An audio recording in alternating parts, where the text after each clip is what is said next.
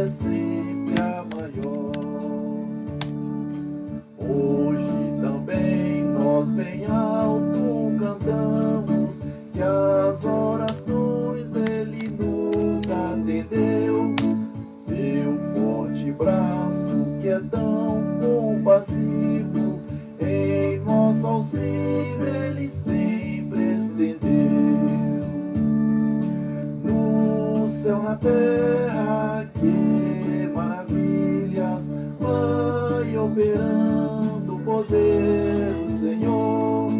Mas seu amor aos homens perdidos, das maravilhas é sempre a maior.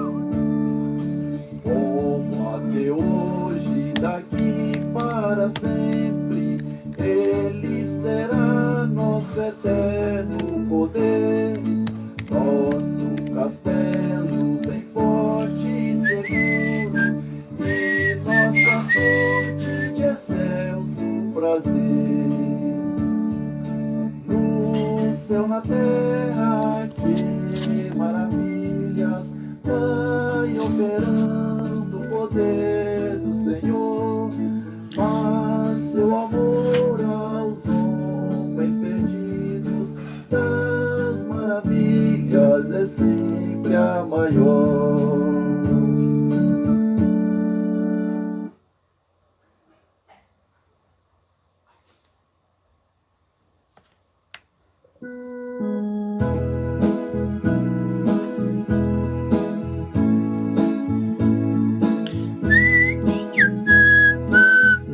Bato contigo o nome de Jesus o Salvador.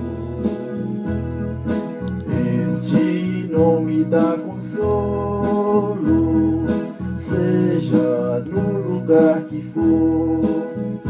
Nome bom, doce a fé, a esperança do porvir. Nome bom, doce a fé, a esperança do porvir. Este nome leva sempre para bem te defender. Ele é alma ao teu alcance quando o mal te aparecer. Nome bom, doce a fé, a esperança do porvir. Nome bom, doce a fé, a esperança do porvir. Maravilha! Oh, que nome tão precioso, o traz ao coração. Sendo por Jesus aceito, tu terás o seu perdão. Nome bom, doce a fé, a esperança do porvir. Nome bom, doce a fé, a esperança do povo. Nome santo e venerável. Boa noite. Vamos nesta noite compartilhar a santa e poderosa palavra de Deus. Estou em 1 Coríntios capítulo 7. Paulo continua ainda doutrinando a igreja dos nossos irmãos de Corinto, né? Paulo agora, ele vai tratar agora aqui sobre vida conjugal, né? Paulo vai tratar sobre casamento, sobre prostituição, enfim, nós precisamos entender aqui, se nós vemos o contexto histórico de Coríntios, né? Coríntios era uma cidade portuária, além de ser uma cidade portuária, ela era tinha chamado um templo, né? Que era o templo da deusa Afrodite, que era o templo ali que eles usavam de prostituição. Até então, que se falasse em reverência à prostituição, era a cidade de Coríntios. Então aqui Paulo, ele vai usar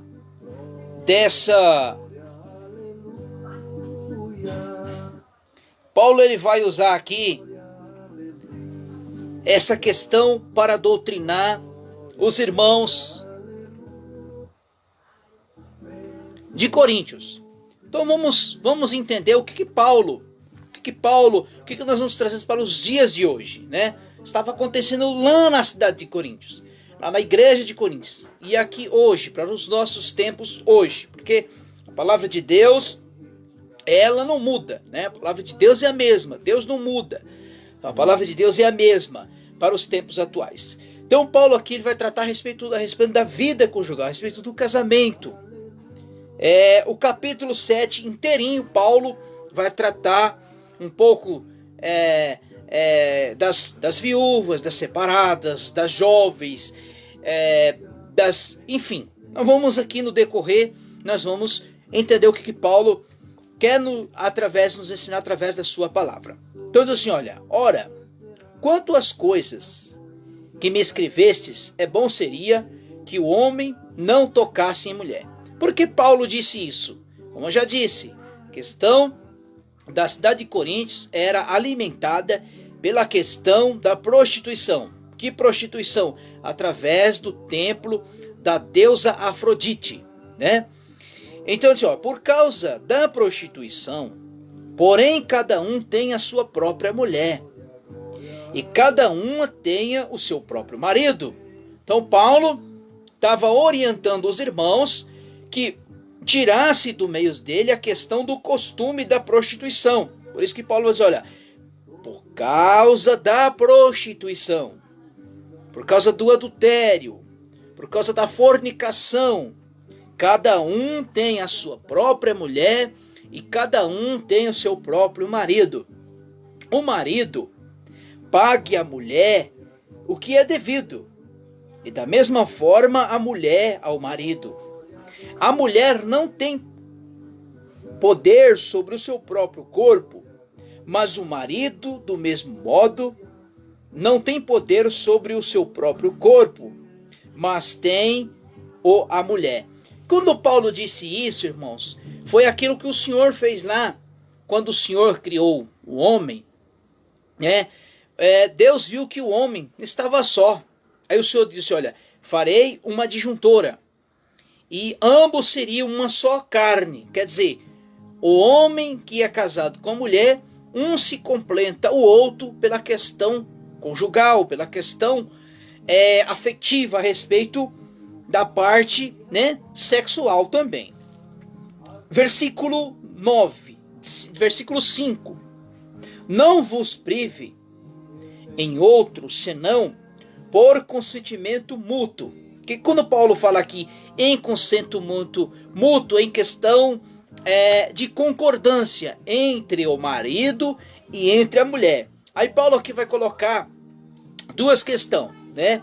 Há um tempo que o homem e a mulher, por consentimento mútuo, em concordância um com o outro, em relação de aplicar as orações e os jejuns. É isso que é a palavra de Deus, vos previs um ao outro, senão por consentimento mútuo, por algum tempo, mas vos aplicardes a oração, aqui em questão do jejum, depois ajuntei-vos outra vez, para que Satanás não vos tente por causa da consciência. Quer dizer que Paulo está dizendo aqui, não ficar por muito tempo, por aplicar questão de oração, questão de propósito, aí volta novamente, mas não por muito tempo, para que Satanás não entre nesse tempo. Versículo 6. Digo, porém, como por permissão e não por mandamento, Contudo, eu gostaria que todos os homens fossem como eu mesmo, mas cada um teme a Deus, ao seu próprio dom, de uma maneira ou de outra. Digo, porém, aos solteiros e às viúvas, que lhe é bom que lhe pertence, como eu. Se, porém, não pode conter-se, case. Quer dizer, aqui ele está falando em questão da fornicação, né? Não se contém, né? Não se contém, case, não fique em fornicação. O que é fornicação? É o sexo fora do casamento, né? Não está se contendo, case logo, né? Mas não fique na questão da fornicação. Se, porém, não podem conter-se, case, pois é melhor casar do que arder de desejo. Agora eu quero colocar uma questão aqui. A Bíblia realmente, ela não fala que Paulo era casado, mas também não fala que ele era solteiro, porque nós pegamos o versículo 7, ó, contudo eu gostaria que todos os homens fossem como eu mesmo. Cada um teme a Deus e o seu próprio dom, de maneira ou do outro. Então Paulo aqui ele não está dizendo, né? Um exemplo, como é que eu vou orientar um casal se eu não sou casado? Porque o nosso irmão apóstolo Paulo, vou me basear sobre esse versículo, né? A respeito que Paulo era casado, né? 1 Coríntios 9:5 vai dizer assim. Olha o que Paulo diz aqui, ó. Não temos nós o direito de levar conosco uma esposa crente, mas como também os demais apóstolos e os irmãos do Senhor e de Cefas, né? Então Paulo disse, olha, nós não temos o direito de nós levarmos esposa para a obra missionária que Paulo está dizendo, para a obra. Mas aqui ele está falando de Cefas, quer dizer, de Pedro, que Pedro era casado. Não temos nós o direito de levar conosco uma esposa crente, mas também os demais apóstolos e os irmãos no Senhor. Agora, quando Paulo ele vai orientar a respeito da conduta do obreiro, né? Da conduta do obreiro, ele diz assim, olha, 1 Timóteo, capítulo 3, versículo 1 diz assim, ó, fiel é esta palavra, se algum deseja ser bispo, e exerce a obra deseja. Quer dizer, quando dizer bispo aqui, presbíteros, pastores, diáconos, até então que mais na frente ele vai falar sobre o diácono, né? O que é que ele ser? Aí, que ele tem que ser? É necessário, pois, que o bispo seja irrepreensível, marido de uma só mulher, vigilante, sóbrio, honesto, hospitaleiro, apto para ensinar. Então, como é que Paulo vai ensinar? Como é que Paulo vai doutrinar obreiros ou casais se ele não é casado? Aí tem essa questão também. E outra, quando Paulo, antes dele se converter ao Senhor, ele era um fariseu. Ele fazia parte de um sinédrio. E para ele fazer parte de um sinédrio, ele teria que ser casado, né? Então tem essa questão também, né? Então vamos lá. Versículo 11. Versículo 11. Se porém, versículo 10. Todavia aos casados, mando eu, mas não o Senhor, que a mulher não se aparte do marido. Aí aqui Paulo agora, ele vai colocar em questão um exemplo. Os dois, o casal, os dois não são crentes, não são salvos. Um se converte ao Senhor, e um outro não. Então, Paulo vai orientar aqui que ele não deve separar um dos outros porque ele não é cristão. Diz assim, ó, o versículo 10. Todavia, aos casados, mando eu, mas o Senhor, que a mulher não se aparte do marido. Porém, se apartar, fique sem casar. Ou que reconcilie com o marido, e o marido não deixe a mulher. Por que Paulo disse isso aqui, irmão? em questão que se apartar, não fique sem casar. Nós vamos entender que quando nós casamos, nós se tornamos uma só carne. E nós estamos ligados um ao outro pela questão do casamento. O versículo 12. Aos outros, contudo, digo, não o Senhor. Se algum irmão tem uma mulher, se tem uma mulher incrédula, quer dizer, não é cristã, não é salva, ela não foi salva ainda, consiste em habitar com ele, não o deixe. Se alguma mulher tem marido incrédulo, com ele, contudo, habita com ela, não deixe. Pois o marido é incrédulo, é santificado pela mulher incrédula, e é santificada pelo marido crente. De outra sorte, os filhos seriam impuros, mas agora sois santos. Não é que Paulo está dizendo aqui, por exemplo, eu sou um cristão e a minha esposa não é. Não é que eu vou salvar ela, né? A salvação ela é pessoal. A salvação ela é individual. O que Paulo está dizendo aqui é em questão, por exemplo, eu sou santo, a minha esposa é santa por causa de mim, porque eu sou um servo do Senhor, porque uma outra hora Deus vai realizar uma obra na vida dela e vai salvar ela. E aí Paulo vai dizer assim, um exemplo, eu sou cristão, minha esposa não é cristã, aí Paulo vai dizer, os filhos não vão ser santos? Vai ser santo. Porque até então, quando Paulo evangelizou aquele carcereiro, Jesus, através da boca de Paulo, falou assim, olha, crede no Senhor Jesus, que será salvo tu e tua casa. Versículo 16. Como não sabe, ó mulher, salvará o teu marido? Ou não sabes, o teu marido salvará a tua mulher? Assim, cada um ande como Deus o designou, ou como Deus chamou. Isso quer dizer que Paulo está querendo dizer, cada um de acordo com o chamado de Deus, que ordenou em todas as igrejas. Versículo 18. Foi alguém chamado estando circuncidado? O que é a circuncisão, irmão? A circuncisão, ela foi feita lá, começou lá com Abraão, era cortar o prepúcio do pênis do homem, né? Era uma aliança que Deus fez com Abraão, depois foi aperfeiçoado na lei. E foi alguém chamado, estando circuncidado, fique circuncidado.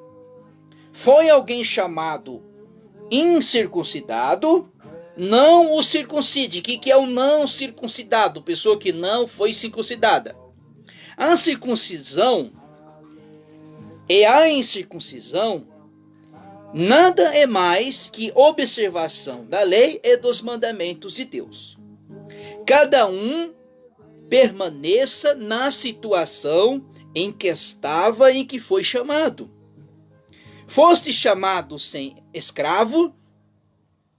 Não te preocupes com isso, que se ainda pode ser livre, aproveita a ocasião.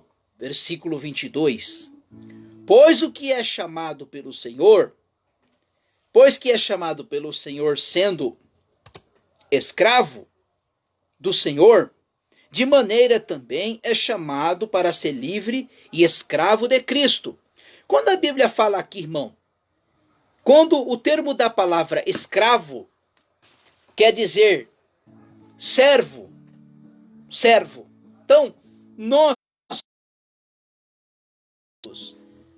não éramos cristãos, nós éramos escravos do pecado.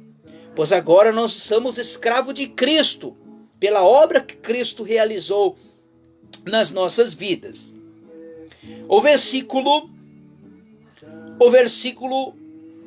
23 diz assim: fostes comprados por um bom preço. Quer dizer, que preço é esse, amados irmãos? O preço da cruz do Calvário. A obra que Cristo realizou no Calvário. Não vos façais escravo dos homens. O que é escravo dos homens aqui, irmãos? é escravo da religiosidade. Hoje que nós vimos muito por aí é religiosidade. As pessoas desconhecem as escrituras, não conhecem a palavra de Deus e tornam-se escravos dos homens, escravo da religiosidade. Aí o versículo 24, irmãos, da presente crise, o homem permanece assim como está. Está ligado à mulher, não busque separar. Quer dizer, o que está ligado, irmão? Estar casado. Aí Paulo vai dizer, está ligado à mulher, quer dizer, está casado. Não busque separar. Está livre de mulher, não busque um casamento. Se, porém, se casares, não peca.